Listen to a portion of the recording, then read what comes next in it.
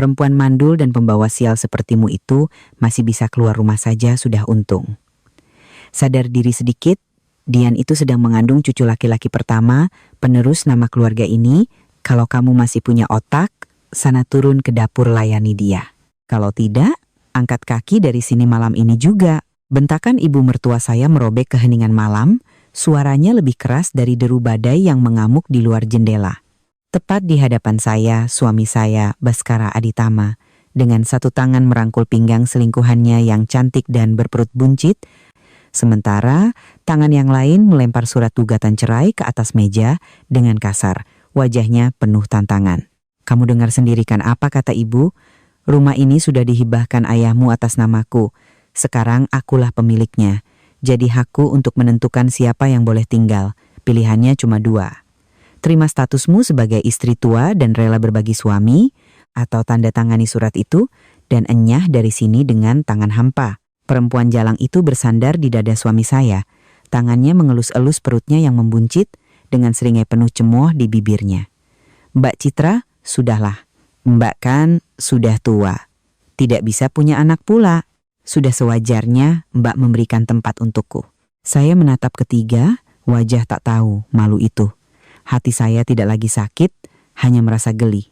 Saya tidak berteriak, tidak menangis, apalagi memohon. Dengan tenang, saya mengeluarkan ponsel, menekan nomor yang sangat saya kenal, dan mengucapkan satu kalimat singkat yang cukup untuk membuat seisi rumah terdiam membisu.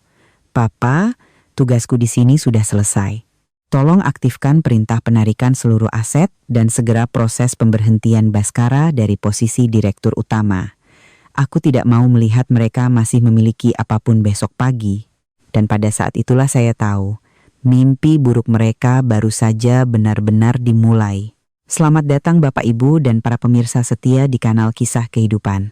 Cerita kita hari ini adalah sebuah skenario balas dendam cerdas yang luar biasa menegangkan dari seorang putri konglomerat yang menyamar terhadap keluarga suami yang serakah dan tidak tahu berterima kasih. Bagaimana nasib para pengkhianat itu ketika sang istri yang sesungguhnya berkuasa akhirnya bertindak? Mari kita simak bersama. Jangan lupa tekan tombol like, subscribe, dan tinggalkan komentar Anda untuk mendukung kami. Pernikahan saya dan Baskara Aditama telah memasuki tahun kelima. Di mata orang lain, kami adalah pasangan yang begitu sempurna hingga membuat iri. Suami adalah seorang direktur utama di sebuah perusahaan konstruksi yang sedang meroket, berpenampilan gagah, elegan, dan sukses. Sementara sang istri adalah seorang wanita yang memilih untuk menjadi ibu rumah tangga, hidup bergelimang kemewahan, yang kegiatannya sehari-hari hanyalah merangkai bunga, berbelanja, dan menunggu suami pulang untuk makan malam. Villa mewah yang kami tempati terletak di salah satu kawasan paling elit di Jakarta Selatan, didekorasi dengan megah menggunakan perabotan impor dari Eropa yang nilainya mencapai miliaran rupiah. Namun, hanya mereka yang tidur di dalam selimut yang tahu jika selimut itu penuh kutu. Di balik citra glamor itu, terdapat gelombang badai yang dahsyat dan hanya orang di dalamnya yang mengerti betapa dingin dan menusuknya badai itu. Nama saya Citra Ayu Lestari, usia saya 32 tahun. Saya sebenarnya adalah putri bungsu dari Pak Suryo Wijoyo, pemilik grup Wijaya Perkasa, sebuah imperium bisnis raksasa di balik berbagai proyek besar di tanah air. Namun karena sifat saya yang tidak suka pamer dan keinginan untuk hidup mandiri, serta menemukan cinta sejati yang tulus tanpa pamrih, saya selalu menyembunyikan identitas asli saya. Saat saya bertemu Baskara, dia hanyalah seorang insinyur muda dari sebuah kota kecil di Jawa Tengah. Berbakat, tapi nasibnya kurang baik. Dia bekerja keras, namun posisinya tak kunjung naik di sebuah perusahaan kecil. Saya jatuh cinta padanya karena etos kerjanya, karena sorot matanya yang penuh ambisi untuk keluar dari kemiskinan. Ketika kami memutuskan untuk menikah, saya memohon pada Papa untuk merahasiakan latar belakang keluarga kami.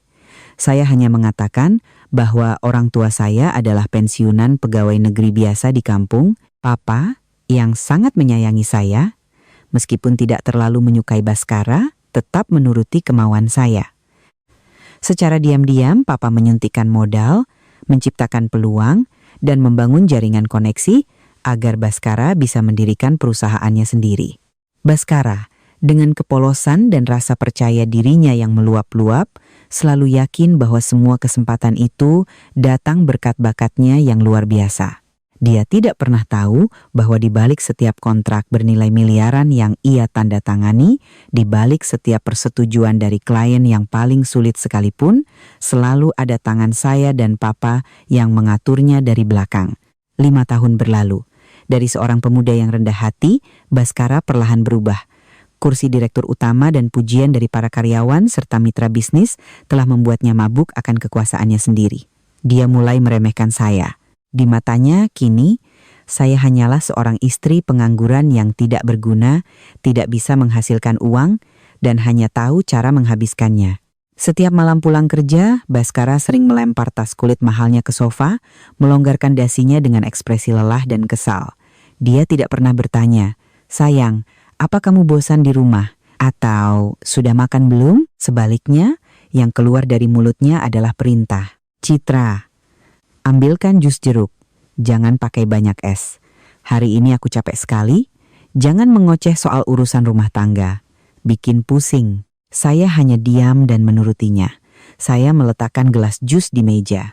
Sambil menatap suami saya bertanya dengan lembut, "Proyek resor di Bali Selatan bagaimana, Mas? Aku lihat di proposal penawaran sebelumnya, ada beberapa masalah soal legalitas tanah. Apa sudah diperbaiki oleh staf?" Baskara mengerutkan kening, mengibaskan tangannya seolah mengusir lalat. "Kamu tahu apa soal legalitas dan pertanahan? Kerjaanmu kan cuma di dapur, urus saja soal sayur dan bumbu. Urusan perusahaan biar aku yang pikirkan, isinya orang-orang pintar semua, tidak perlu diajari oleh ibu rumah tangga sepertimu." Saya tersenyum getir, tidak ingin berdebat. Dia tidak tahu bahwa malam sebelumnya, saat dia mendengkur pulas setelah mabuk menjamu klien, sayalah yang terjaga sampai jam 3 pagi untuk memeriksa ulang seluruh 60 halaman kontrak itu. Sayalah yang harus menelepon asisten lama papa saya, meminta bantuannya untuk melobi pihak Kementerian ATR, BPN agar mengabaikan beberapa kesalahan kecil dalam berkas perusahaan Baskara. Jika bukan karena saya, proyek triliunan yang sekarang ia banggakan itu sudah gugur sejak tahap seleksi awal. Tapi saya memilih diam. Saya sudah terbiasa berdiri di belakangnya, terbiasa menelan pil pahit demi menjaga ego suamiku agar tetap merasa hebat. Namun, tragedi terbesar dalam hidup saya bukan hanya sikap acuh tak acuh suami, tetapi juga kekejaman ibu mertua saya. Ibu Ratih, Ibu Baskara, adalah contoh tipikal wanita dengan pemikiran kolot yang sangat mengagungkan anak laki-laki. Dulu saat Baskara membawa saya untuk berkenalan, beliau sudah mengeluh, menyebut pinggul saya kecil dan perawakan saya kurus, katanya akan sulit punya anak laki-laki.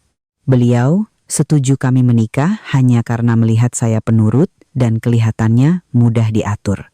Di tahun kedua pernikahan, saya hamil. Itu adalah masa-masa paling bahagia, namun juga saat di mana perusahaan Baskara mengalami krisis modal terbesar. Sambil menahan mual karena morning sickness, saya harus pontang-panting mencari pinjaman, menggunakan nama pribadi untuk meminjam dari teman-teman, bahkan menjual semua perhiasan mahar dari ibu saya untuk menutupi lubang keuangan perusahaan suami. Karena kelelahan dan stres yang berlebihan, saya tidak bisa mempertahankan kandungan saya. Bayi itu meninggalkan saya saat baru berusia 8 minggu. Luka kehilangan anak belum kering, saya sudah harus menerima caci maki dari ibu mertua. Tidak ada satupun kata penyemangat darinya. Sebaliknya, setiap kali berkunjung atau menelpon, beliau selalu mengorek luka hati saya. "Tuh, kan, ibu sudah bilang dari dulu. Lihat saja posturmu itu, kelihatan tidak bisa menjaga harta. Cuma urusan makan dan beranak saja tidak becus, sampai cucu laki-laki pertamaku pergi. Keluarga ini memang sial sekali sudah mengambilmu jadi menantu." Baskara bukannya membela saya, malah ikut menyalahkan. Dia juga sedih kehilangan anak, tetapi dia lebih menyesali harga dirinya yang tercoreng. Dia menyalahkan saya karena tidak bisa menjaga diri, menyalahkan saya karena lemah. Sejak keguguran itu, kesehatan saya menurun. Dokter berkata, rahim saya mengalami luka dan butuh waktu lama untuk pemulihan dan istirahat total sebelum bisa hamil lagi. Tapi ibu mertua saya tidak sabar. Beliau sangat ingin menimang cucu. Dan yang lebih penting, beliau menginginkan seorang cucu laki-laki sebagai penerus nama keluarga agar beliau bisa pamer pada sanak saudara di kampung. Setiap akhir pekan, Ibu Ratih datang dari kampung, membawa berbagai macam jamu rebusan yang hitam pekat dan pahitnya luar biasa. Beliau memaksa saya meminumnya di hadapannya sambil terus mengomel. "Minum, jamu ini ibu harus susah payah ke pedalaman Kalimantan, minta dari dukun sakti di sana. Mahal, tahu, kamu itu harus sadar diri dan cepat beri Baskara anak laki-laki. Baskara sekarang sudah jadi direktur, uangnya tidak berseri, di luar sana banyak gadis muda cantik yang mengejarnya. Kalau kamu tidak tahu diri, jangan salahkan ibu tua ini kalau suatu saat dia membawa perempuan lain ke rumah." Saat-saat seperti itu, saya hanya bisa menelan cairan pahit itu, pahit dari tenggorokan hingga ke relung hati. Baskara duduk di sana, matanya terpaku pada ponsel atau televisi, menganggap omelan ibunya bagai angin lalu, membiarkan istrinya menanggung penghinaan itu sendirian. Saya tetap bersabar. Bukan karena saya lemah, bukan pula karena saya bergantung pada uang suami seperti yang mereka kira. Saya bersabar karena saya masih mencintai Baskara. Atau lebih tepatnya, saya masih menghargai ikatan pernikahan yang kami bangun dari nol. Saya masih berharap suatu hari nanti Baskara akan dewasa dan mengerti pengorbanan saya. Saya juga tidak ingin membuat orang tua saya khawatir. Papa, meskipun kekuasaannya begitu besar, selalu mengajarkan anak-anaknya untuk menjaga keutuhan rumah tangga. Karena aib keluarga adalah aib bersama. Akan tetapi, pohon ingin tenang, angin tak mau berhenti. Retakan dalam pernikahan ini semakin membesar. Dan firasat seorang wanita tidak pernah salah. Belakangan ini, jadwal Baskara berubah drastis. Dia sering beralasan ada pertemuan dengan klien atau perjalanan dinas keluar kota. Ada kalanya dia pergi 4-5 hari baru pulang, dengan badan berbau alkohol dan aroma parfum asing yang aneh. Bukan parfum murahan, melainkan aroma manis yang menggoda, jenis yang sering dipakai gadis-gadis muda modis untuk menarik perhatian. Saya perhatikan, Baskara mulai lebih merawat penampilannya. Dia membeli setelan jas yang lebih muda, menata rambutnya dengan klimis, bahkan menyemprotkan parfum sebelum berangkat kerja, sesuatu yang tidak pernah ia lakukan sebelumnya. Ponselnya kini menjadi benda yang tak terpisahkan darinya, kata sandinya diganti, dan layarnya selalu diletakkan menghadap ke bawah setiap kali di rumah. Setiap ada pesan masuk, dia akan terkejut, melirik cepat, lalu diam-diam pergi ke balkon atau ke kamar mandi untuk membalasnya. Saya bukan tipe wanita pencemburu buta, tapi saya tidak buta. Saya mulai mengamatinya secara diam-diam. Dengan kecerdasan dan kepekaan seseorang yang pernah membantu ayahnya mengelola sebuah korporasi, menemukan jejak perselingkuhan suami bukanlah hal yang sulit bagi saya. Saya tidak terburu-buru membuat keributan. Saya tahu melabrak adalah tindakan paling bodoh. Itu hanya akan menyakiti diri sendiri, menjadi tontonan orang, dan mendorong pria itu lebih jauh. Saya memilih cara balas dendam yang lebih berkelas. Malam itu, Baskara pulang larut, mabuk berat seperti biasa. Saya memapahnya ke kamar, mengganti pakaiannya, dan menyeka wajahnya. Ketika saya membuka kemeja putihnya, mata saya terpaku pada kerah bajunya. Noda lipstik berwarna merah marun, samar, namun masih tercetak jelas di atas kain putih bersih. Jantung saya seperti diremas, tapi tangan saya tidak gemetar. Dengan tenang, saya mengambil ponsel saya dan memotret noda lipstik itu dengan jelas. Kemudian, saat Baskara tertidur pulas, saya menggunakan sidik jarinya untuk membuka kunci ponselnya. Saya tidak memeriksa WhatsApp atau pesan singkat karena saya tahu para peselingkuh ulung selalu menghapus jejak setelah setiap pertemuan. Saya membuka aplikasi mobile banking dan riwayat transaksinya. Benar saja, intuisi saya tidak salah. Arus kas di rekening pribadinya menunjukkan pergerakan aneh. Selain pengeluaran rutin, ada transfer berkala setiap bulan dengan keterangan belanja dan uang saku ke sebuah rekening atas nama Dian Paramita. Jumlahnya tidak sedikit, setiap kali transfer 50 juta, bahkan ada bulan yang mencapai 100 juta rupiah. Yang paling mencolok, saya menemukan transaksi transfer besar yang baru dilakukan 3 hari lalu, 2 miliar rupiah. Keterangannya adalah uang muka apartemen Riverview Residence. Saya tersenyum sinis dalam gelap. Riverview Residence adalah kompleks apartemen mewah yang baru dibangun dengan pemandangan sungai. Harga per unitnya paling tidak 5 miliar rupiah. Baskara berani-beraninya menarik uang tunai 2 miliar, yang saya yakin berasal dari dana gelap atau komisi proyek untuk membelikan apartemen bagi selingkuhannya. Sementara itu, bulan lalu ketika saya memintanya uang untuk hadiah ulang tahun pernikahan orang tua saya, dia mengeluh perusahaannya sedang kesulitan dana dan hanya memberi saya 5 juta rupiah. Saya mengingat nama itu, Dian Paramita. Pagi berikutnya, saat Baskara masih mendengkur, saya sudah duduk di ruang kerja, menelepon seorang teman baik yang bekerja sebagai detektif swasta. "Halo, tolong selidiki seseorang untukku, namanya Dian Paramita. Aku mau tahu segalanya tentang dia, latar belakang, alamat, pekerjaan, dan hubungannya dengan suamiku. Semakin detail semakin baik." 3 hari kemudian, sebuah berkas tebal tentang sang pelakor sudah ada di meja kerja saya. Dian Paramita, 24 tahun, baru lulus kuliah 2 tahun lalu. Yang mengejutkan, dia adalah sekretaris pribadi baru yang direkrut Baskara 6 bulan yang lalu.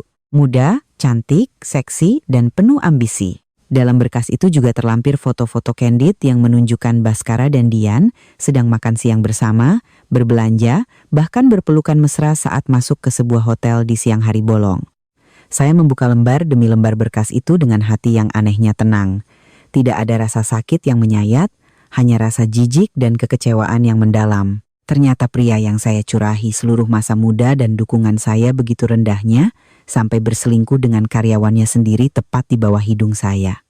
Namun yang paling menarik perhatian saya bukanlah kecantikan perempuan itu, melainkan satu detail dalam laporan detektif. Dian Paramita sering mengunjungi sebuah klinik kandungan swasta dalam 2 minggu terakhir. Saya meletakkan berkas itu, bersandar di kursi, dan memejamkan mata. Sebuah rencana mulai terbentuk di kepala saya. Jika mereka ingin bermain kartu secara terbuka, maka saya akan meladeninya. Saya tidak akan sekadar bercerai. Saya ingin mereka membayar harga atas pengkhianatan ini. Harga yang begitu mahal, yang tidak akan pernah mereka lupakan seumur hidup mereka. Sore itu adalah acara tahlilan untuk memperingati 1 tahun meninggalnya ayah mertua saya. Sesuai adat, seluruh keluarga besar harus berkumpul untuk doa bersama dan makan-makan. Saya sudah izin pulang kerja lebih awal, pergi ke pasar, dan memasak sendiri hidangan untuk 50 orang. Ibu mertua saya juga sudah datang sejak pagi, mondar-mandir di dapur, mengawasi dan mengkritik setiap hal kecil.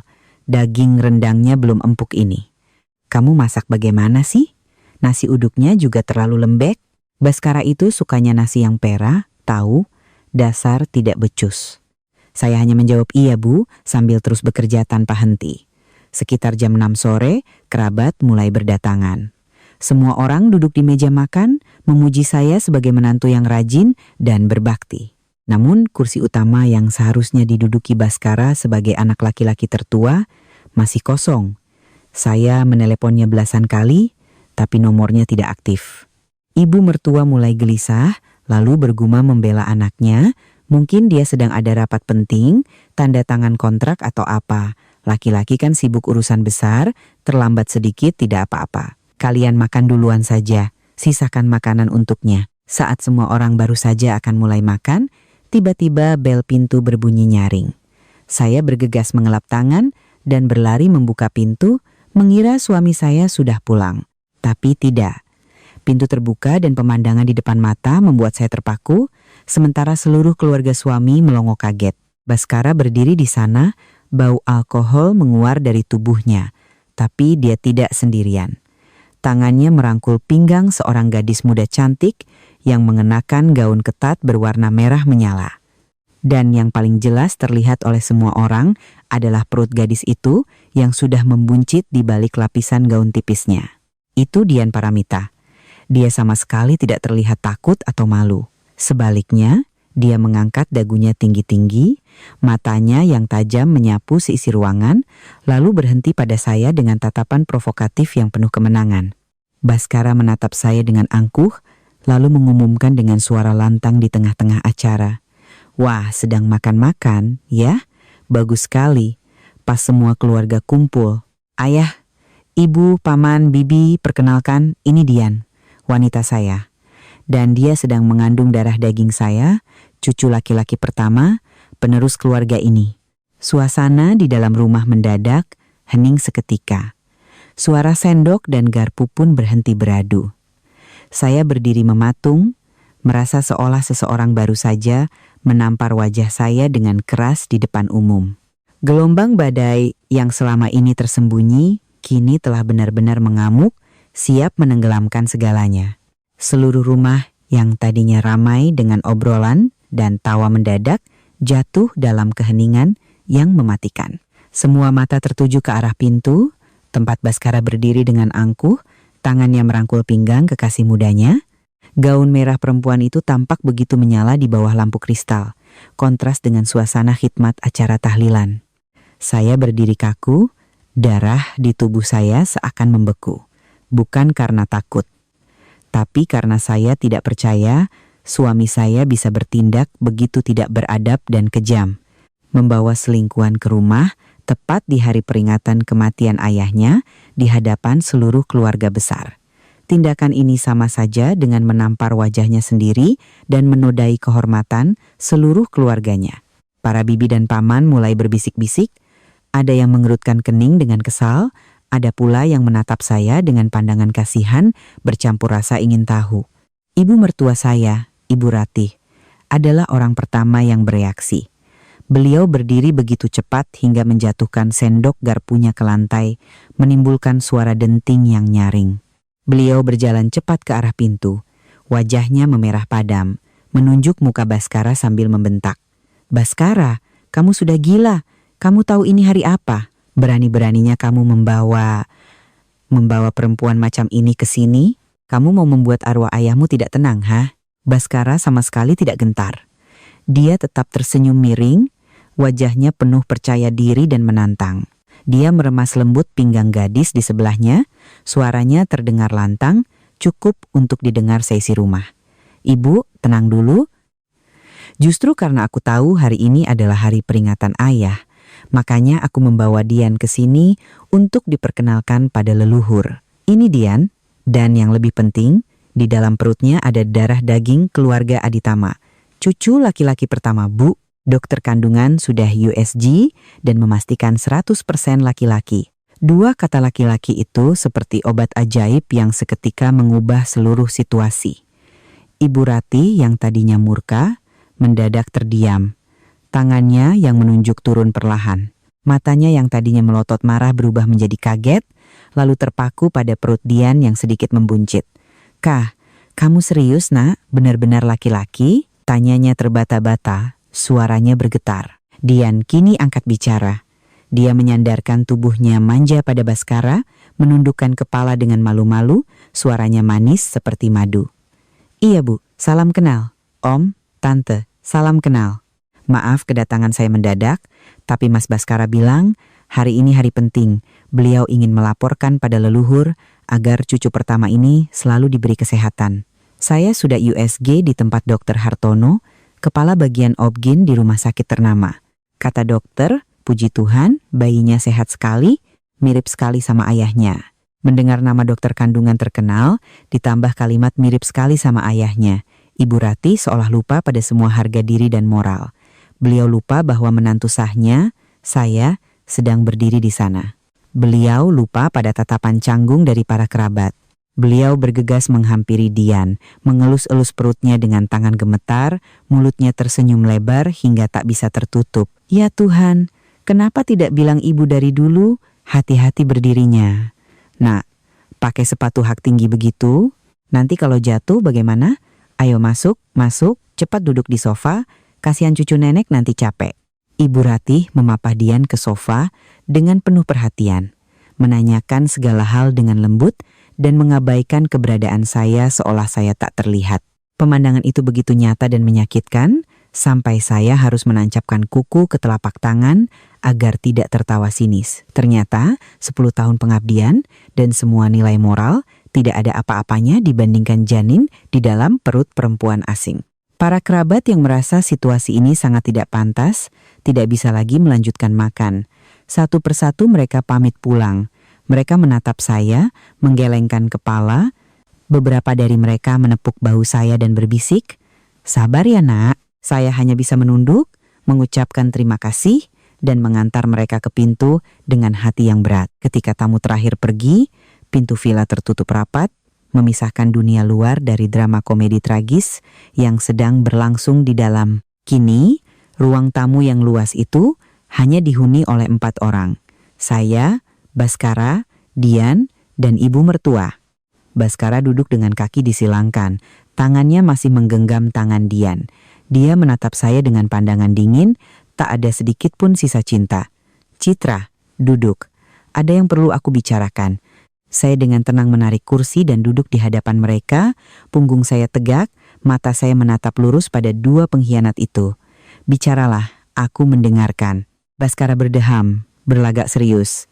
"Sudah sampai begini, aku tidak akan menyembunyikannya lagi. Aku dan Dian saling mencintai. Dia mengandung anakku, anak laki-laki. Itu fakta. Ibu juga sudah lama menginginkan cucu penerus keluarga. Sebagai seorang istri, kamu harus mengerti dan menerima ini." "Menerima?" Saya bertanya balik, suara saya ringan. "Maksudmu menerima apa? Menerima perceraian agar kamu bisa menikahinya, atau kamu ingin aku menjadi istri tua?" Sebelum Baskara menjawab, ibu mertua saya menyelah. Sambil mengupaskan jeruk untuk Dian, beliau menoleh pada saya dengan wajah menggurui. "Cerai apanya? Keluarga kita ini keluarga terpandang, tidak ada tradisi cerai." Maksud Baskara itu, Dian kan sedang hamil besar, tinggal di kontrakan sempit, makannya tidak terjamin, itu tidak baik untuk janin. Ibu sudah putuskan begini, kamu bereskan barang-barang di kamar tamu lantai 2, biarkan kamar itu untuk Dian tinggal di sini supaya kehamilannya terawat. Kamu sebagai kakak harus berbesar hati, rawat dia sampai melahirkan dengan selamat. Nanti kalau sudah lahir, anaknya akan memanggilmu ibu besar. Bukankah itu solusi yang baik untuk semua? Saya mendengarnya dan telinga saya berdengung. Mereka tidak hanya ingin mengkhianati saya, tapi juga ingin membawa bukti pengkhianatan itu ke dalam rumah saya, memaksa saya untuk merawatnya. Mereka anggap saya ini apa? Pelayan gratis atau boneka pajangan tanpa perasaan? Saya menatap Dian. Dia sedang menunduk memakan jeruk, tapi sudut bibirnya menyunggingkan senyum kemenangan. Ketika tatapan kami bertemu, dia langsung berpura-pura takut dan bersandar pada Baskara, suaranya dibuat memelas. "Mas Baskara, sudahlah mas. Sepertinya Mbak Citra tidak senang. Aku tidak mau jadi perusak rumah tangga kalian. Biar aku pulang ke kontrakan saja, tidak apa-apa sedikit susah, aku dan anakku bisa tahan." Mendengar itu, Baskara merasa iba. Dia memeluk Dian untuk menenangkannya, lalu berbalik menatap saya dengan mata melotot. "Kamu lihat apa?" "Lihat Dian, betapa pengertiannya dia. Dia sudah banyak berkorban untukku.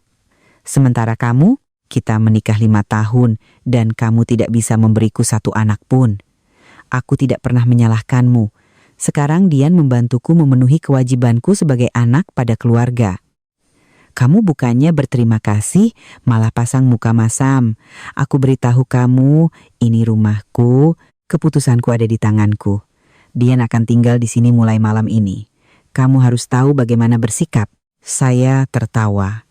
Tawa kering yang menggema di ruangan ber-AC yang terasa pengap itu. "Rumahmu? Mas Baskara, kamu yakin ini rumahmu?" Baskara sedikit terkejut, tapi dengan cepat kembali ke sikap arogannya.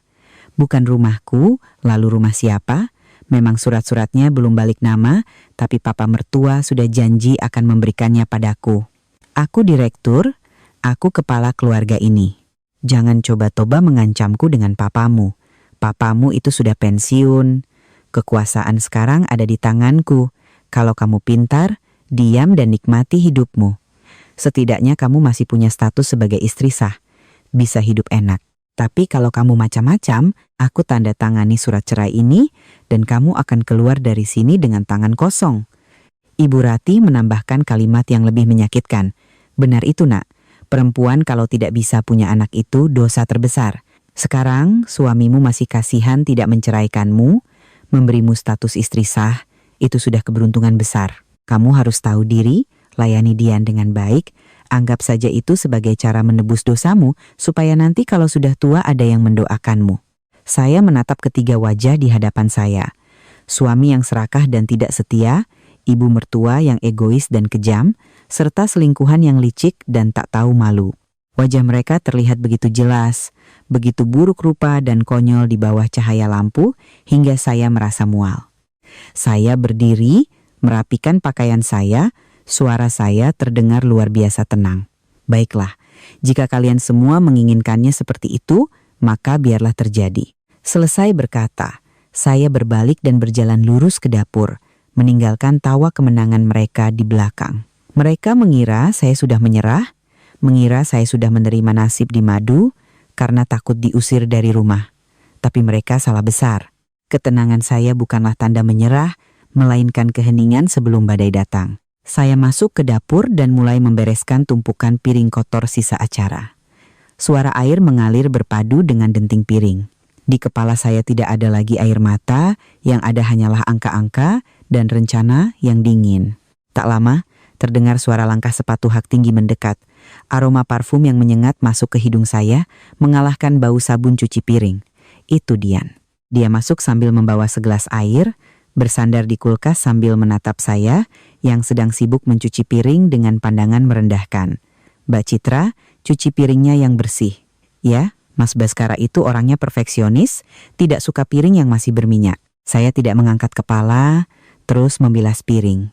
Untuk apa kamu kesini? Kalau butuh sesuatu, minta saja pada Mas Baskara di luar. Dian tertawa kecil, suara tawanya setajam silet. Dia mendekat, merendahkan suaranya, tak ada lagi nada manja dan malu-malu seperti tadi. Yang ada adalah nada bicara seorang pemenang. Mbak, jujur saja ya, Mbak itu sudah tua, mandul pula. Buat apa sih ngotot bertahan di rumah ini? Mas Baskara itu sudah bosan setengah mati sama Mbak. Katanya setiap tidur di sebelah Mbak rasanya seperti tidur di sebelah batang kayu, hambar, dan tidak menarik. Lihat aku, muda, segar, tahu cara memanjakan pria, dan sekarang aku akan memberinya anak laki-laki. Mbak, mau melawan aku pakai apa? Saya berhenti, mematikan keran air, lalu berbalik menatap lurus ke wajahnya. Di bawah lampu neon dapur, lapisan bedak tebal di wajahnya terlihat jelas. Kamu pikir kamu sudah menang? Tanya saya lembut. Dian mengangkat dagunya, mengelus perutnya. Memangnya belum? Aku punya cinta, punya anak laki-laki, punya dukungan ibu mertua, sedangkan Mbak punya apa? Cuma status kosong yang sebentar lagi juga dicabut. Aku sarankan Mbak tahu diri dan mundur secara terhormat. Siapa tahu Mas Baskara masih mau melempar sedikit uang pesangon. Tapi kalau Mbak menunggu sampai aku melahirkan dan resmi jadi nyonya rumah di sini, jangankan uang, Mbak mengemis nasi sisa pun tidak akan aku beri. Saya mengeringkan tangan di lap, lalu melangkah mendekati Dian, membuatnya sedikit kaget dan mundur. Saya berbisik tepat di telinganya, Mbak Dian, kamu masih muda, perjalananmu masih panjang. Orang bijak bilang, jangan menertawakan orang hari ini, karena besok bisa jadi kamu yang ditertawakan. Nikmati saja hari-hari indahmu selagi bisa, karena apa yang didapat dari merebut akan mudah juga hilang.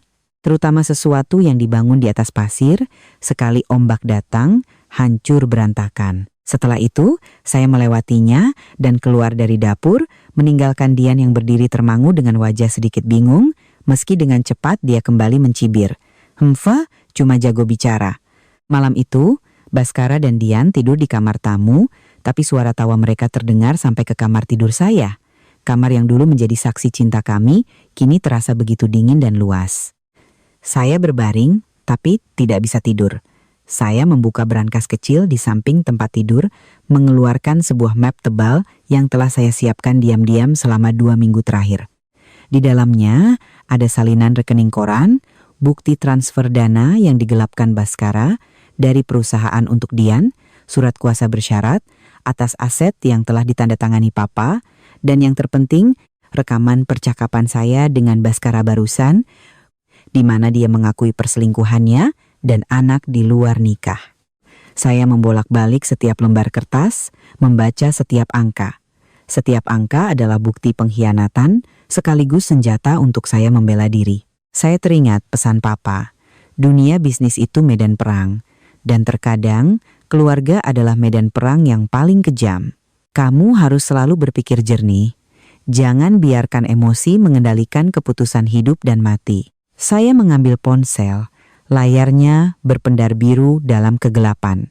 Jam menunjukkan pukul 2 pagi. Saya mengirim pesan singkat ke nomor asisten pribadi papa saya. Pak Budi, tolong aktifkan rencana B. Besok pagi jam 8, saya mau pengacara sudah ada di kantor. Setelah mengirim pesan, saya mematikan ponsel dan meletakkannya di samping bantal. Hati saya terasa ringan, tanpa beban.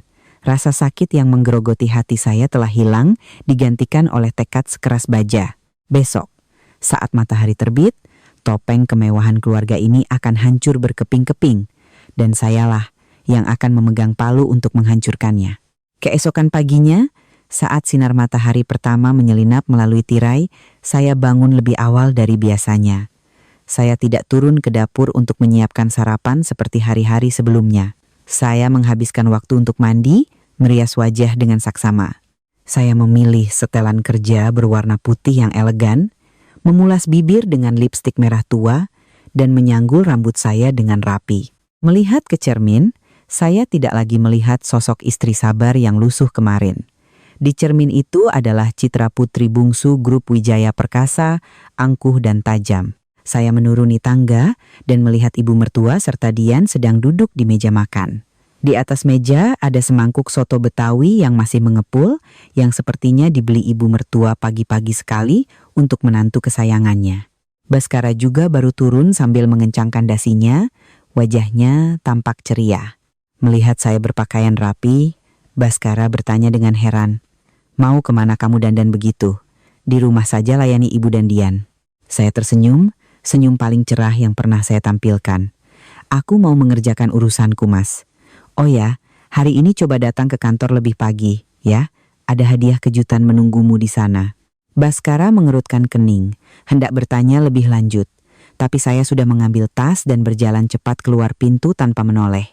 Mobil sedan hitam mewah saya melesat pergi, meninggalkan villa yang menampung para pengkhianat itu, tanpa mereka sadari bahwa itu adalah saat-saat terakhir mereka menikmati kedamaian sebelum badai menerjang.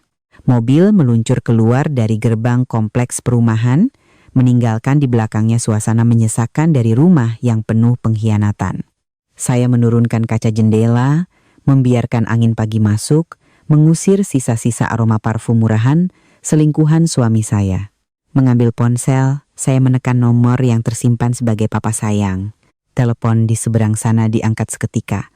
Suara papa yang berat dan berwibawa terdengar, seolah beliau sudah menunggu panggilan ini sejak lama. "Bagaimana, Nak? Sudah kamu pikirkan baik-baik?" Saya menarik napas dalam-dalam. Suara saya tidak lagi bergetar, melainkan tegas dan jelas. "Sudah, Pak. Citra sudah memutuskan. Mereka sudah tidak peduli dengan ikatan pernikahan. Jadi Citra juga tidak perlu lagi menjaga nama baik mereka. Papa, tolong aktifkan proses penarikan modal sekarang. Citra mau pagi ini juga. Kursi direktur utama yang dia duduki harus lenyap." Papa terdiam sejenak, lalu menghela napas. Bukan helaan napas sedih, melainkan helaan napas lega. "Baik, Papa hanya menunggu kalimat ini darimu. 5 tahun ini kamu sudah cukup menderita. Biar Papa beri dia pelajaran. Kamu langsung saja ke kantor. Pengacara Ananda dan Pak Budi sudah menunggumu di sana." Setelah menutup telepon, saya menatap keluar jendela. Sudut bibir saya sedikit terangkat. "Baskara Aditama, kamu selalu bangga menjadi serigala licik di dunia bisnis. Tapi kamu lupa, yang membesarkan serigala itu adalah Papa dan aku. Hari ini akan kutunjukkan padamu, saat cakar serigala dicabut, dia tak lebih dari seekor anjing rumahan yang menyedihkan." Di kantor PT Pembangunan Jaya, Baskara melangkah masuk ke lobi dengan gaya angkuhnya yang biasa. Ia mengenakan setelan biru dongker mahal, rambutnya berkilau karena pomade, tangannya menenteng tas kulit buaya. Saat melewati meja resepsionis, ia bahkan tidak melirik karyawannya, hanya memberi perintah dengan dagu terangkat. "Rina, buatkan saya kopi hitam. Bawa ke ruang rapat sekarang. Panggil juga kepala keuangan. Bilang, saya mau tanda tangan segera kontrak pembelian material untuk proyek Riverview." Resepsionis bernama Rina itu menatapnya dengan pandangan aneh, sedikit takut, sedikit kasihan. Tapi Baskara tidak memperhatikan. Ia sedang terbang tinggi dalam euforia kemenangan. Semalam, berhasil memaksa istrinya menerima kehadiran selingkuhan di rumah, membuatnya percaya bahwa ia telah memegang kendali penuh. Istri penurut, pacar manis, karir cemerlang. Ia merasa seperti raja dunia. Baskara mendorong pintu ruang kerjanya, merebahkan diri di kursi kulit yang empuk, dan menyilangkan kaki di atas meja. Ia mengeluarkan ponsel untuk mengirim pesan pada Dian. "Sayang, sudah bangun? Aku sudah di kantor. Siang ini setelah aku tanda tangan kontrak internal ini, kita akan punya cukup uang untuk melunasi apartemen atas namamu. Sabar sedikit ya hadapi istri tuaku itu." Setelah mengirim pesan, ia tertawa puas, membayangkan bagaimana Dian akan memeluknya dengan manja. Namun, senyumnya belum sempat pudar ketika pintu ruangannya tiba-tiba didorong terbuka dengan kasar. Kepala bagian HRD masuk dengan wajah pucat, terbata-bata.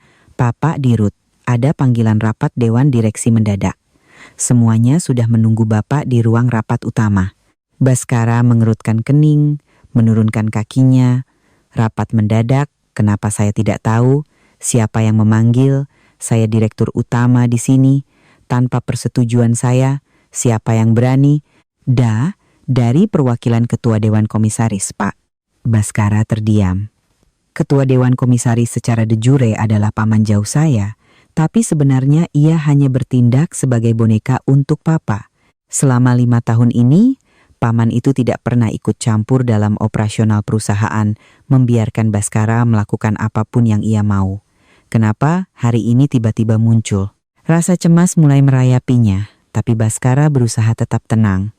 Paling-paling para orang tua itu mau menanyakan soal dividen atau laporan kuartalan, pikirnya. Ia merapikan dasinya, mengambil map dokumen, dan berjalan angkuh menuju ruang rapat. Begitu masuk, Baskara merasakan atmosfer dingin yang menusuk. Di meja oval panjang, kursi utama yang biasanya ia duduki, kini telah terisi. Di sekelilingnya, para anggota Dewan Direksi dan kepala departemen duduk dengan kepala tertunduk, tak ada yang berani bersuara. Yang duduk di kursi utama bukanlah paman saya, melainkan pengacara Ananda, konsultan hukum senior dari grup Wijaya Perkasa yang terkenal dengan julukan pisau beludru. Dan duduk tepat di sebelahnya, tidak lain dan tidak bukan, adalah saya, Citra Ayu Lestari. Baskara terperangah, matanya membelalak, menunjuk ke arah saya dengan gagap. "Citra, kakakmu, kenapa kamu duduk di sini? Ini rapat pimpinan perusahaan. Kamu orang luar.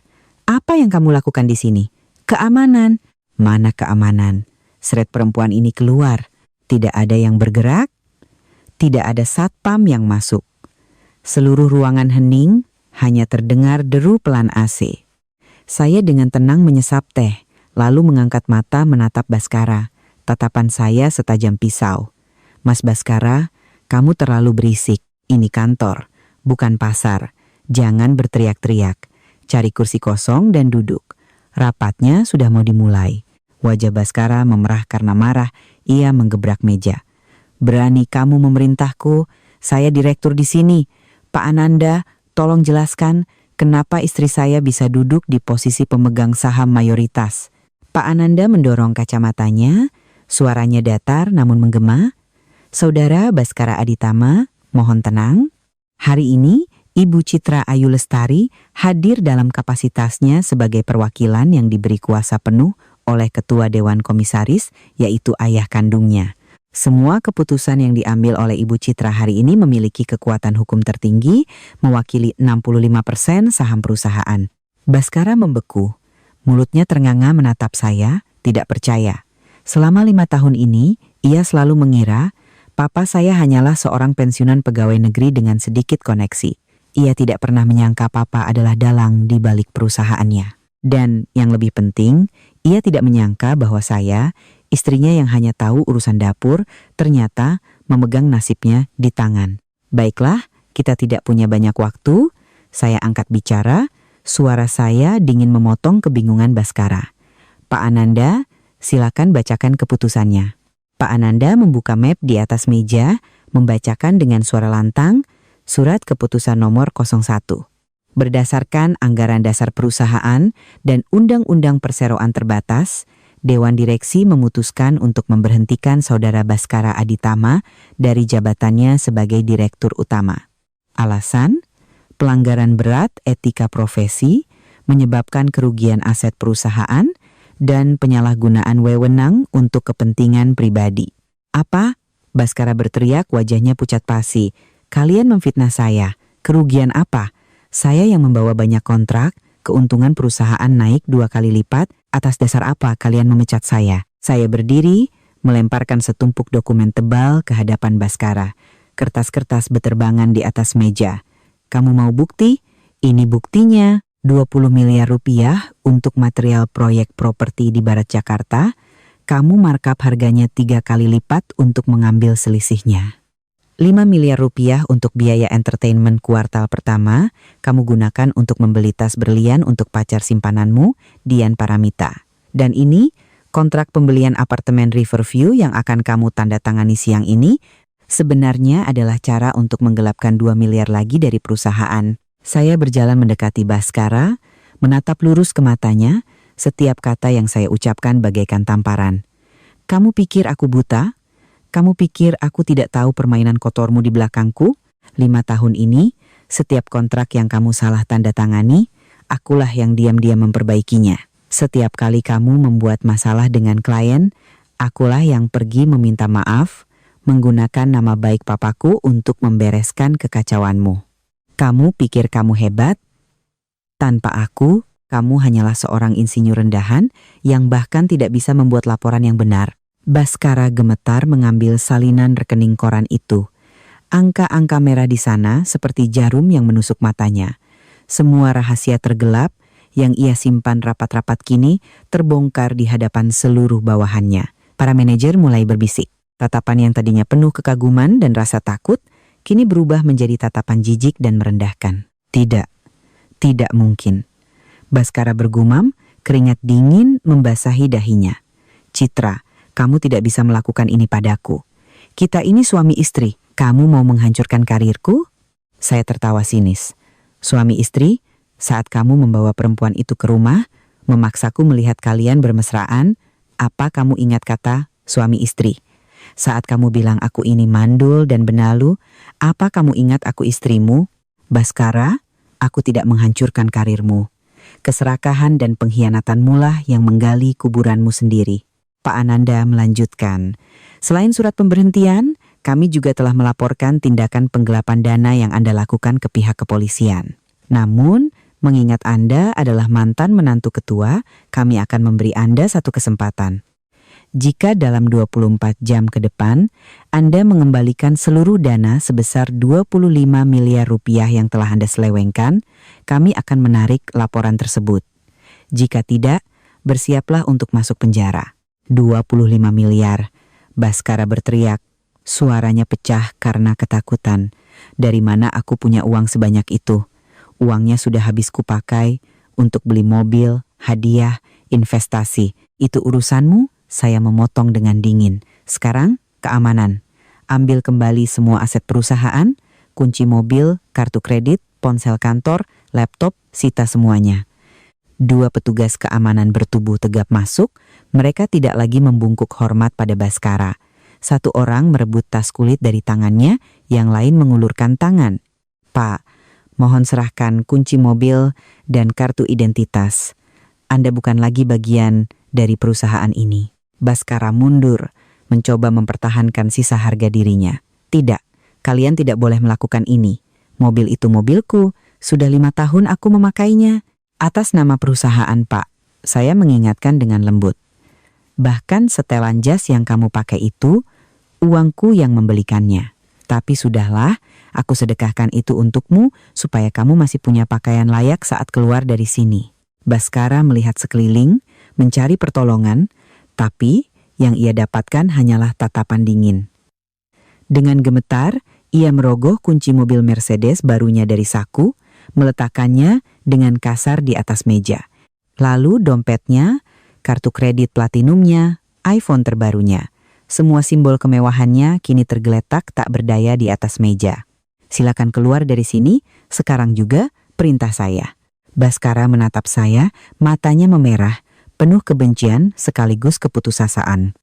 Ia ingin menerjang saya, berteriak, tapi melihat dua petugas keamanan dan wajah tegas Pak Ananda, ia tahu ia telah kalah telak. Ia berjalan terhuyung-huyung keluar dari ruang rapat, seperti orang yang kehilangan jiwa. Ia bukan lagi bos Baskara yang berwibawa. Kini ia hanyalah seorang pengangguran dengan utang menumpuk yang terancam hukuman penjara. Ketika pintu tertutup di belakang Baskara, seisi ruangan menghela napas lega. Saya duduk kembali, merasakan kaki saya sedikit gemetar. Bukan karena takut, tapi karena amarah yang terpendam begitu lama, akhirnya terlepas. Pak Ananda menepuk bahu saya. Anda hebat sekali, Bu. Pak Suryo pasti sangat bangga. Sekarang apa rencana selanjutnya? Saya menatap keluar jendela, melihat Baskara berjalan gontai menuju gerbang perusahaan di bawah terik matahari. Ia mencoba menyetop taksi, tapi tidak ada yang berhenti. Ini belum selesai, Paman, kata saya dengan suara pelan. Ini baru pukulan untuk karirnya. Masih ada satu tempat lagi yang harus saya ambil kembali. Rumah itu, saya berdiri mengambil tas. Paman Ananda, tolong siapkan dokumen penarikan kembali rumah itu. Sore ini kita akan mengunjungi sarang mereka. Aku ingin lihat, saat tidak ada uang, tidak ada rumah, seberapa lama cinta sejati yang mereka agung-agungkan itu bisa bertahan. Saya melangkah keluar dari perusahaan, hati saya terasa ringan sekaligus hampa. Menjatuhkan orang yang pernah paling saya cintai, ternyata tidak memberikan kepuasan seperti yang saya bayangkan. Ini hanyalah sebuah akhir yang diperlukan untuk sebuah kesalahan yang sudah terlalu lama dibiarkan. Tapi saya tahu, pertunjukan terbaik masih menanti. Saat Baskara pulang dengan tangan kosong, berhadapan dengan ibu yang mata duitan dan kekasih yang materialistis, saat itulah tragedi yang sesungguhnya akan dimulai. Baskara naik taksi gelap dari depan gerbang kantor untuk pulang, dompetnya kosong, kartu kreditnya disita. Ia harus mengobrak-abrik saku jasnya dan untungnya menemukan selembar uang Rp200.000 yang sudah lecek untuk membayar ongkos. Di dalam taksi, ia menatap keluar jendela. Kota Jakarta masih sibuk seperti biasa, namun ia merasa telah terlempar dari orbit kehidupan mewah itu. Taksi berhenti di depan gerbang villa. Baskara sedikit lega. Setidaknya aku masih punya rumah ini, batinnya. Villa 3 lantai senilai lebih dari 20 miliar rupiah itu berdiri megah. Ia ingat, di hari pernikahan, ayah mertuanya menyerahkan kunci rumah itu di depan banyak tamu. Ia yakin rumah itu miliknya, aset terakhir yang bisa ia andalkan untuk memulai lagi. Jual rumah ini, aku masih punya modal. Masih bisa buka perusahaan baru, masih bisa menghidupi ibu dan Dian. Dengan pikiran itu, ia melangkah masuk. Namun, begitu melewati gerbang, ia merasakan ada yang tidak beres. Pintu utama terbuka lebar. Di halaman, sebuah mobil bak terbuka terparkir. Di dalam ruang tamu, suasananya begitu tegang. Citra sedang duduk santai di kursi bludur merah, menyesap teh. Di hadapannya bukan ibu atau Dian, melainkan pengacara Ananda dan 2 pria berbadan tegap berseragam perusahaan keamanan. Ibu Ratih, ibunya, duduk meringkuk di sudut sofa, wajahnya pucat pasi. Sementara Dian berdiri bersandar di tangga, memeluk tas tangannya dengan erat, matanya liar mengamati situasi. Melihat Baskara masuk dengan penampilan kacau, Ibu Ratih langsung menangis histeris dan berlari memeluk putranya. "Baskara, anakku, kenapa jadi begini?" Si Citra bilang kamu dipecat, mau dilaporkan ke polisi. "Benar itu, Nak?" Dia juga bilang rumah ini bukan punya kita lagi. Baskara mendorong ibunya pelan menatap tajam ke arah saya. "Citra, apalagi maumu? Belum cukup kamu menghancurkanku di kantor, sekarang kamu mau membuat keributan di sini? Aku beritahu kamu, rumah ini diberikan papamu untukku, ada bukti hitam di atas putih. Jangan harap kamu bisa merebutnya." Saya meletakkan cangkir teh. Suaranya terdengar kering. Saya menatap Baskara dengan pandangan kasihan pada orang bodoh. Hitam di atas putih. "Mas Baskara, kamu jadi direktur 5 tahun, tapi tidak bisa membedakan mana akta hibah dan mana perjanjian hak pakai bersyarat?" Saya memberi isyarat pada Pak Ananda. Pengacara itu dengan tenang mengeluarkan map lain, meletakkannya di atas meja. "Saudara Baskara, silakan dibaca kembali. 5 tahun lalu, benar Pak Suryo memberikan rumah ini untuk Anda dan istri tinggali. Tapi secara hukum, villa ini masih atas nama PT Wijaya Propertindo, anak perusahaan grup. Anda dan Ibu Citra hanya menandatangani perjanjian pinjam, pakai dengan syarat Anda menjabat sebagai direktur dan menjaga keutuhan rumah tangga. Hari ini, kedua syarat itu sudah Anda langgar. Baskara mengambil kertas itu, tangannya gemetar hebat. Klausul pemutusan kontrak pihak pertama, PT Wijaya Propertindo berhak menarik kembali aset secara sepihak jika pihak kedua, Baskara Aditama, melakukan tindakan asusila yang mencoreng nama baik keluarga atau diberhentikan dari jabatannya. Tidak mungkin, Baskara berteriak, merobek kertas itu. Ini penipuan, kalian menjebakku. Papa mertua bilang, sudah memberikannya untukku.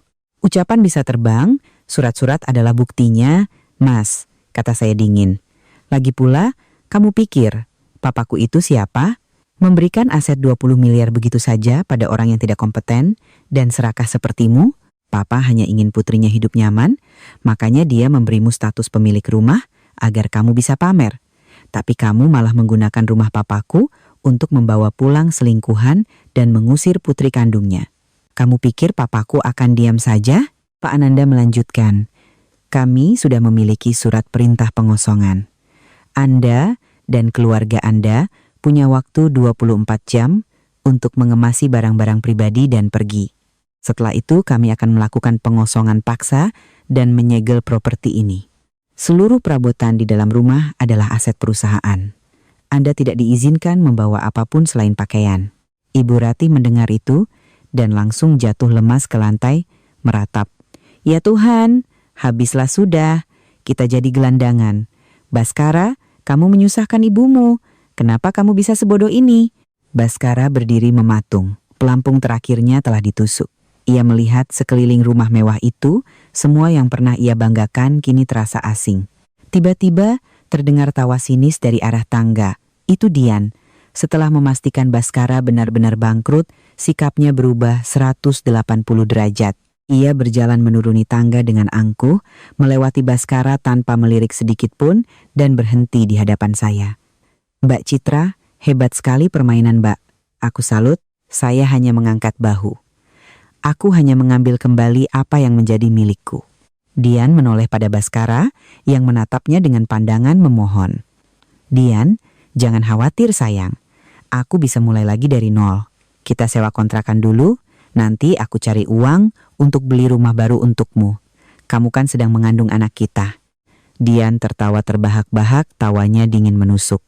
Sewa kontrakan, kamu pikir aku ini siapa? Aku cinta sama status direkturmu, sama villa ini, sama kartu kreditmu yang tak terbatas itu. Sekarang kamu tidak punya apa-apa. Kamu pikir aku gila mau hidup susah denganmu? Baskara syok. Apa maksudmu? Kamu bilang kamu tulus mencintaiku. Kamu mengandung anak kita. Anak? Dian mengelus perutnya sambil tersenyum sinis. Kamu naif sekali, Baskara. Kamu pikir sekali berhubungan tanpa pengaman bisa langsung jadi? Aku beritahu ya, kehamilan ini memang nyata. Tapi ayahnya siapa? Aku juga tidak yakin. Bisa jadi kamu, bisa jadi juga direktur tua dari perusahaan klien yang dulu kamu suruh aku temani itu. Ingat, kamu. Baskara melompat, hendak menerkam Dian, tapi ditahan oleh dua petugas keamanan. Ia meraung putus asa. Perempuan biadab, aku sudah memperlakukanmu seperti ratu. Dan kamu laki-laki biadab yang meninggalkan istri demi selingkuhan, balas Dian enteng. Sudahlah, aku tidak punya waktu untuk pecundang. Dian berbalik hendak pergi, tapi saat melewati brankas di sudut ruangan, ia berhenti. Ia mengedipkan mata pada saya, lalu berkata pada Baskara, oh ya, tadi pagi kamu buru-buru, ponselmu ketinggalan. Aku sudah pinjam sidik jarimu untuk buka brankas. Uang tunai 200 juta dan beberapa batang emas di dalamnya aku ambil ya. Anggap saja sebagai kompensasi masa mudaku dan biaya untuk menyelesaikan janin ini. Maling, tangkap dia. Baskara berteriak meronta-ronta, tapi saya memberi isyarat agar petugas keamanan melepaskannya. Biarkan dia pergi. Kenapa? Baskara menatap saya. Dia mencuri uangku. Saya berdiri, menatapnya dengan tenang. Uang itu hasil penggelapanmu dari perusahaan. Dia mengambilnya Anggap saja kembali ke tempatnya. Biarkan dia pergi, supaya kamu bisa melihat wajah asli perempuan yang membuatmu membuang keluargamu. Pelajaran seharga 200 juta dan beberapa batang emas menurutku masih terlalu murah. Dian, mendengar saya tidak akan mengejarnya, segera berlari keluar dan masuk ke taksi yang telah menunggu, lalu menghilang. Ruang tamu yang luas itu kini hanya menyisakan kami bertiga dan rasa malu yang pekat. Baskara jatuh terduduk di lantai, memegangi kepalanya sambil terisak. Ibu Ratih tergeletak di sofa, merintih. Saya melihat jam. Sekarang jam 2 siang. Kalian punya 18 jam lagi untuk berkemas. Ingat, hanya pakaian. Jangan coba-coba mengambil barang lain, atau saya akan panggil polisi atas tuduhan pencurian. Saya menoleh pada Pak Ananda. Paman, kita pergi. Udara di sini terlalu kotor, aku sesak napas. Saya melangkah keluar dari rumah itu tanpa menoleh ke belakang. Raungan tangis ibu dan anak itu terdengar sayup-sayup, tapi tidak bisa menghentikan langkah saya. Saya tahu ini belum akhir. Hukuman bagi mereka baru saja dimulai saat mereka benar-benar terusir ke jalanan, menghadapi kelaparan, kedinginan, dan cemoohan orang, barulah mereka akan mengerti betapa mahalnya harga sebuah pengkhianatan. Saya masuk ke dalam mobil, hati saya ringan, namun juga penuh perenungan. Saya menang. Tapi kemenangan ini terasa begitu menyedihkan. Saya kehilangan sebuah keluarga, kehilangan 5 tahun masa muda, dan kehilangan kepercayaan pada cinta. Tapi saya tahu, saya harus kuat. Karena jika saya tidak kejam pada mereka, maka kehidupanlah yang akan kejam pada saya. Pintu villa tertutup di belakang Dian, meninggalkan keheningan yang mencekam, seperti suasana di sebuah pemakaman. Pemakaman untuk sebuah pernikahan. Untuk sebuah keluarga yang baru saja kemarin masih membanggakan status dan kebahagiaan semu mereka. Baskara masih terduduk di lantai, rambutnya yang tadi pagi klimis kini acak-acakan. Ia tidak menangis keras, tapi bahunya bergetar hebat. Rasa sakit karena ditipu dan dirampok tidak ada apa-apanya dibandingkan rasa malu dihina sebagai pecundang oleh wanita yang ia puja. Harga diri seorang pria, sesuatu yang lebih ia hargai dari nyawanya sendiri, baru saja diinjak-injak tanpa ampun. Saya menatap suami saya dari kursi. Untuk pertama kalinya dalam 5 tahun, saya melihatnya bukan dengan cinta, melainkan dengan tatapan dingin seorang hakim pada terpidana. Mas Baskara, saya memulai, memecah keheningan. Waktu tidak banyak, 18 jam itu cepat berlalu. Sebaiknya kamu mulai berkemas. Jangan sampai petugas datang dan melempar barang-barangmu ke jalan seperti sampah. Malu, kan? Baskara perlahan mengangkat kepalanya, matanya merah. Tiba-tiba, seperti orang tenggelam yang menemukan pelampung, ia merangkak ke arah saya dan bersujud di kaki saya. Tangannya mencoba meraih ujung gaun saya, suaranya parau dan menyedihkan. Citra, jangan lakukan ini. Aku mohon, aku salah. Aku dibutakan oleh setan itu. Aku bodoh, aku tolol. Sekarang mataku sudah terbuka. Maafkan aku. Kita mulai lagi dari awal. Aku bersumpah, mulai sekarang aku hanya akan mengabdi padamu seorang. Saya tidak menarik kaki saya, juga tidak mendorongnya. Saya hanya menunduk, menatap matanya dengan senyum tipis. Mulai lagi dari awal, dengan modal apa? Kamu tidak punya uang, tidak punya jabatan, tidak punya rumah. Bahkan harga dirimu baru saja kau hilangkan di depan selingkuhanmu. Kamu pikir aku ini apa? Panti sosial yang bisa kau datangi dan kau tinggalkan sesuka hati? Baskara menggeleng keras, air mata dan ingusnya bercampur. Tidak. Kamu istriku, kamu mencintaiku. 5 tahun ini kamu berkorban begitu banyak untukku, kamu tidak mungkin tega meninggalkanku sekarang. Aku tahu kamu masih cinta, kamu hanya sedang marah kan? Minta papamu tarik laporannya, kembalikan jabatanku, lalu kita usir ibuku dan kita hidup bahagia seperti dulu. Mendengar itu, saya tertawa terbahak-bahak. Tawa yang getir. Sampai titik ini pun dia masih berhalusinasi, masih mengira semua ini saya lakukan karena cemburu. Dia tidak mengerti.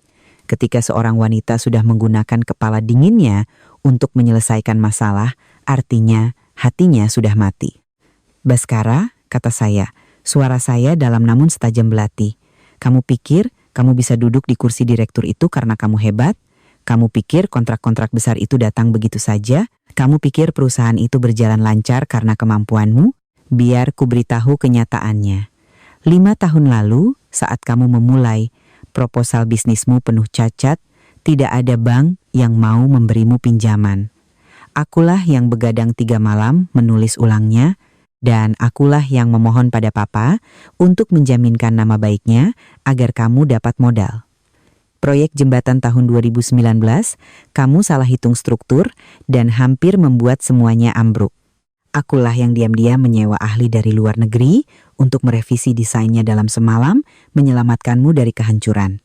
Setiap kali kamu mabuk dan salah tanda tangan kontrak, akulah yang menemui klien, minum alkohol menggantikanmu, memohon sampai lidahku keluh agar mereka mau merevisinya. Saya berbalik dan menunjuk wajahnya yang pucat pasi. Baskara, kamu itu hanya cangkang yang indah. Isinya, otaknya, jantung dari perusahaan itu adalah aku, Citra. Aku berdiri di balik bayangan untuk mengangkatmu agar kamu bisa bersinar. Aku melakukannya karena aku mencintaimu, karena aku ingin suamiku dihormati. Tapi kamu meremehkanku, menyebutku benalu, menggunakan uang hasil kerjaku untuk membiayai perempuan lain dan berencana mengusirku ke jalan. Sekarang, apa kamu sudah paham? Setiap kata adalah palu yang menghantam kepalanya. Kebenaran ini lebih menyakitkan dari kehilangan jabatan dan uang. Ini menghancurkan harga dirinya sebagai laki-laki. Ternyata selama ini ia hanya boneka, pecundang yang hidup dari istrinya tapi merasa dirinya seekor elang. Kakakmu bohong, bisiknya lemah. Aku tidak punya waktu untuk berbohong padamu. Jawab saya dingin. Kenyataan memang selalu kejam. Sekarang kamu mengerti? Aku tidak butuh kamu. Aku tidak pernah butuh uang atau status darimu. Sebaliknya, kamulah yang membutuhkanku. Dan hari ini, aku secara resmi menarik kembali semua yang pernah kuberikan, uang, jabatan, dan bahkan rasa hormat. Ibu Ratih, yang sejak tadi menangis di sudut, merangkak menghampiri saya. Beliau memeluk kaki saya. Tampak begitu menyedihkan, jauh berbeda dari sikap angkuhnya selama ini. Citra, nak, ibu mohon nak, maafkan kami. Baskara salah, ibu juga sudah pikun. Bagaimanapun kita ini sudah seperti ibu dan anak bertahun-tahun. Apa kamu tega mengusir kami ke jalan? Ibu sudah tua, sakit-sakitan, bagaimana nasib ibu nanti? Saya menatap ibu mertua saya. Saya teringat hari-hari saat saya sakit setelah keguguran, beliau tidak pernah membuatkan saya semangkuk bubur pun, hanya mencaci maki. Saya teringat matanya yang berbinar saat mendengar selingkuhan suamiku hamil anak laki-laki, dan bagaimana ia ikut-ikutan mengusir saya. Saya melepaskan tangannya. Ibu Ratih, ibu bicara soal ikatan keluarga tapi tidak malu, di mana ikatan itu saat saya baru kehilangan anak dan ibu memaksa saya minum jamu pahit sambil menyebut saya mandul. Di mana ikatan itu saat ibu tahu putra ibu selingkuh tapi malah mendukungnya. Di mana ikatan itu saat ibu dengan gembira menyambut selingkuhannya ke rumah dan memaksa saya melayaninya. Saat ibu mengusir saya, apa ibu berpikir di mana saya akan tinggal? Atau ibu hanya memikirkan cucu laki-laki khayalan itu? Saya duduk menatap lurus ke matanya. Bu, kata orang, apa yang kau tanam, itu yang kau tuai. Perlakuan ibu pada menantu ibu, kini kehidupan membalasnya. Saya tidak jahat, saya hanya adil. Ibu mau cucu laki-laki, mau menantu muda dan cantik. Sekarang ibu sudah dapat. Dian itu muda, cantik. Sayangnya dia membawa lari uang putra ibu. Silakan ibu cari dia dan tagih ikatan keluarga itu padanya. Ibu Ratih lunglai ke lantai. Tangisnya pecah. Ia tahu, semua permohonan kini sia-sia. Saat itu, jam dinding berdentang pukul 5 sore. Bel pintu berbunyi. Mobil jemputan saya telah tiba. Sudah waktunya, kata saya sambil berdiri. Kunci rumah saya letakkan di meja. Jangan lupa kunci pintu sebelum menyerahkannya pada petugas. Saya melangkah keluar. Baskara melompat mengejar saya. Citra, jangan pergi. Kalau kamu pergi, aku harus bagaimana? Saya tidak menoleh. Di luar, hujan deras turun. Sebuah Rolls Royce hitam mengkilap sudah menunggu. Sopir membukakan payung untuk saya. Nyonya, Tuan besar sudah menunggu untuk makan malam. Saya masuk ke dalam mobil. Kehangatan dan aroma kulit mewah menyelimuti saya, kontras dengan kekacauan di dalam villa. Saat mobil bergerak, saya melihat dari kaca spion. Baskara berlari keluar, menerobos hujan, mengejar mobil sambil berteriak memanggil nama saya. "Citra, kembali, aku mohon jangan tinggalkan aku." Ia berlari beberapa meter sebelum terpeleset dan jatuh tersungkur di genangan lumpur. Pakaian mahalnya kini kotor. Ia mencoba bangkit, lalu menyerah dan memukul-mukul aspal dengan putus asa. Pria yang tadinya seorang direktur agung, kini terbaring di bawah hujan, seperti cacing yang terinjak. Itulah harga sebuah pengkhianatan. Saya memalingkan wajah, menekan tombol untuk menaikkan kaca jendela. "Jalan, Pak Budi." Saya tidak mau melihatnya lagi. Mobil melesat menembus hujan, meninggalkan di belakangnya sebuah keluarga yang hancur. Saya bersandar dan memejamkan mata. Setetes air mata hangat mengalir di pipi. Saya menangis bukan untuk Baskara, tapi untuk diri saya di masa lalu. Gadis naif yang mencintai sepenuh hati itu telah mati. Mulai saat ini, yang ada hanyalah Citra yang tegar, berkelas, dan tidak akan pernah membiarkan siapapun menyakitinya lagi. Ponsel saya bergetar. Pesan dari Papa, "Pulanglah nak, badai sudah berlalu. Papa dan Mama sudah memasak sayur asam iga kesukaanmu." Saya tersenyum dan membalas, "Iya Pa, Citra sedang dalam perjalanan pulang." Benar, badai telah berlalu dan setelah badai, langit akan kembali cerah. 2 tahun berlalu, sejak malam yang menentukan itu. Waktu yang cukup untuk mengubah nasib semua orang secara drastis. Hidup saya adalah tentang kebangkitan yang gemilang, sementara hidup mereka adalah tentang kejatuhan yang tragis. Setelah bercerai, saya mengambil waktu 3 bulan untuk menyembuhkan diri. Saya berkeliling dunia, mengunjungi tempat-tempat yang dulu hanya ada dalam angan-angan saya. Saya mendaki gunung, belajar meditasi, dan mengambil kursus manajemen tingkat lanjut. Saya merasa terlahir kembali sebagai Citra yang asli, kuat, cerdas, dan penuh gairah hidup. Setelah itu, saya resmi mengambil alih posisi direktur strategis di perusahaan Papa. Saya tidak lagi bekerja di balik layar. Para mitra bisnis yang dulu menatap saya dengan kasihan, kini menatap saya dengan hormat dan segan. Saya bukan lagi istri Direktur Baskara. Saya adalah Citra Ayu Lestari, pewaris grup Wijaya Perkasa. Hidup saya kini adalah tentang penthouse mewah, perjalanan bisnis ke luar negeri, dan acara amal di mana saya bisa membantu mereka yang kurang beruntung. Saya lebih cantik, lebih berwibawa, dan yang terpenting, saya bebas. Sementara itu, hukum karma bekerja dengan adil. Kabar tentang nasib Baskara sesekali sampai ke telinga saya.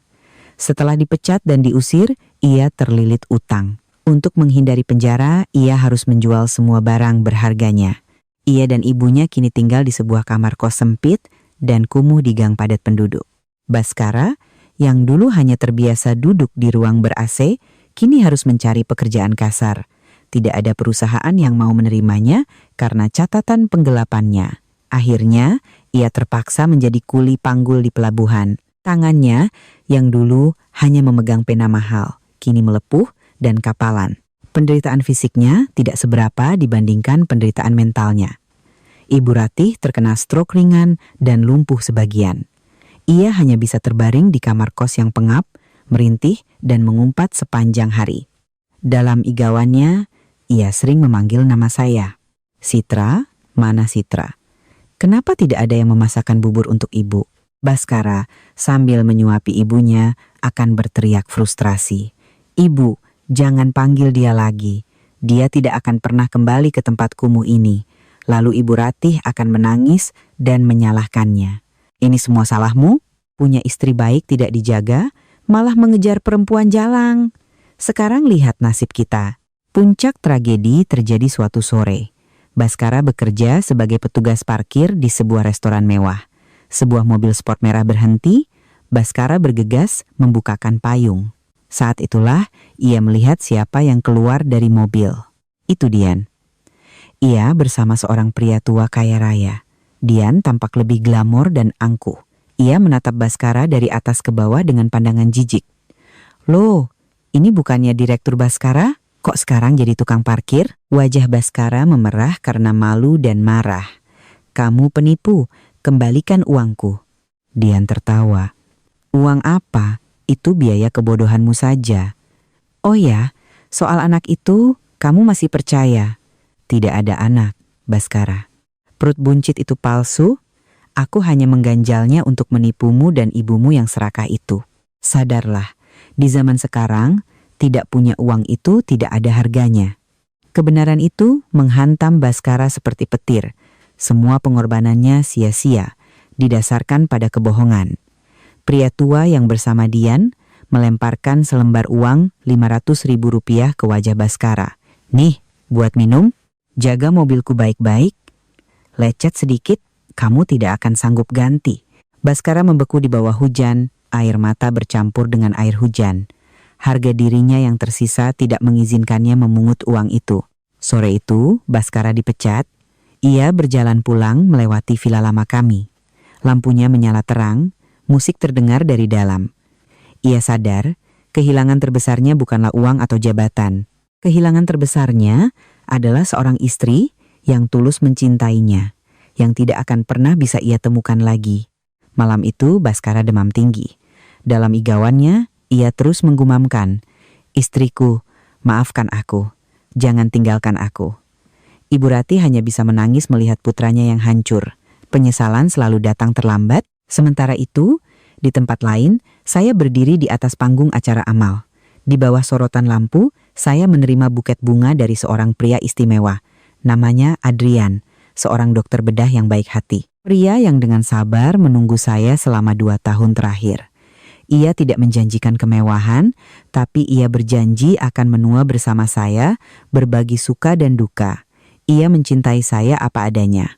Saya melihat ke arah penonton. Papa dan Mama bertepuk tangan dengan bangga.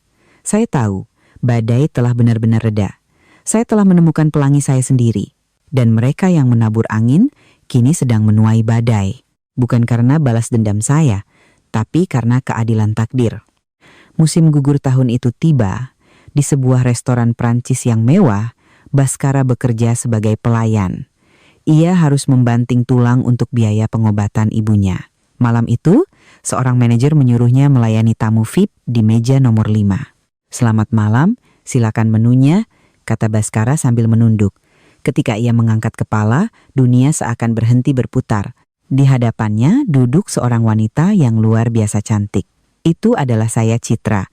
Saya mengenakan gaun sutra hijau zamrud, tampak begitu anggun dan percaya diri. Di seberang saya duduk dokter Adrian, menatap saya dengan penuh cinta. Baskara membeku. Ia ingin lari, bersembunyi. Ia tidak ingin saya melihatnya dalam kondisi yang begitu menyedihkan. Tapi sudah terlambat. Mata kami bertemu. Ia menunggu cemoohan, tapi yang ia dapatkan hanyalah tatapan tenang dan datar, seolah melihat orang asing. Saya hanya mengangguk sopan, lalu berkata pada Adrian, "Sayang, aku mau salmon panggang, tolong pesankan ya."